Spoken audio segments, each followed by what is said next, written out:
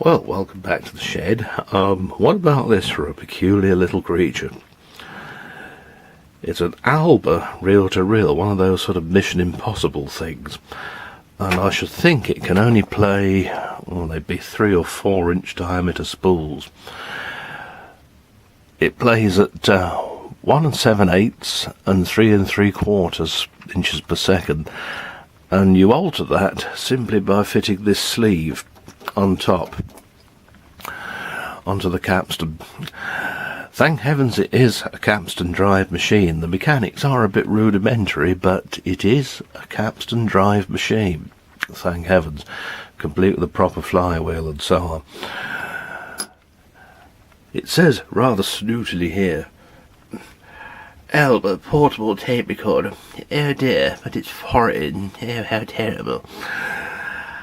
And it seems to be made by Sanyo, because on the back of the tiny little elliptical speaker here, it says Sanyo.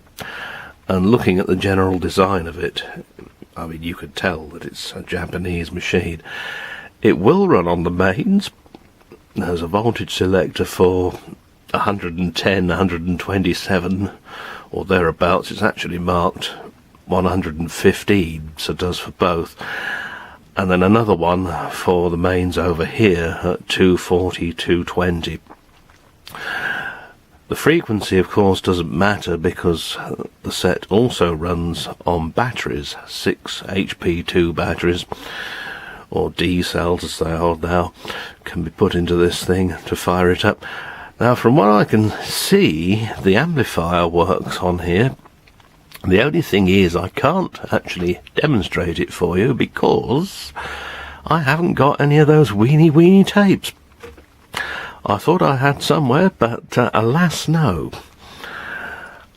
Now, on the front here, you've got, it's very similar to a contemporary cassette recorder, isn't it, really? Microphone, remote, and all that will do is stop and start the motor in the unit. And then an input for radio, and an output monitor, external speaker, and you probably get a much better sound through that.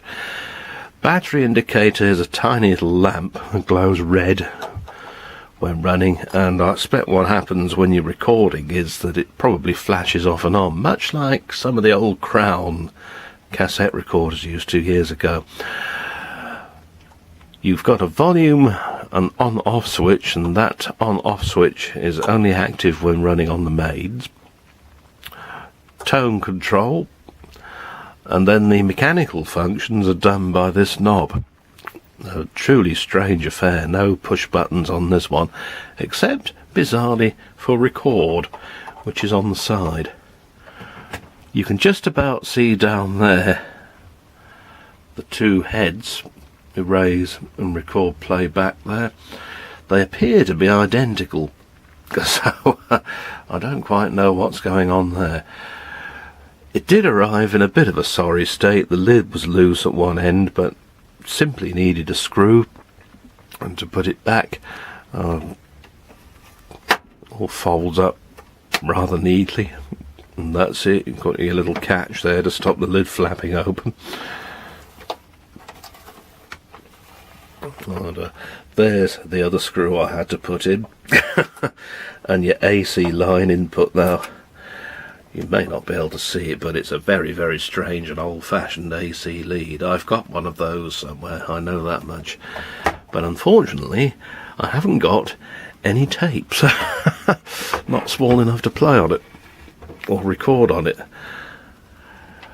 Now, as you can see, there's no battery compartment lid. What you do is to unscrew this, and then you can see all the innards as well, which comes as a bit of a surprise in today's elfin safety paranoid world. And there's the voltage selector. Just 2 positions on there.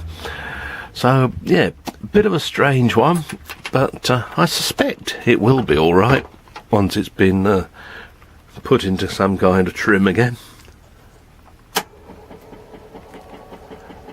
Play and record, stop, fast forward.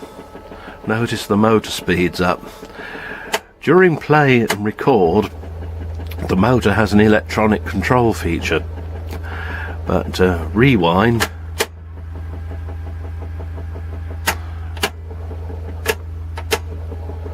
and fast forward, it speeds the motor up a bit. It feels reassuringly clunky, this whole thing, I have to say that. Anyway, so I thought you might like a look at this rather strange creature, and see you soon.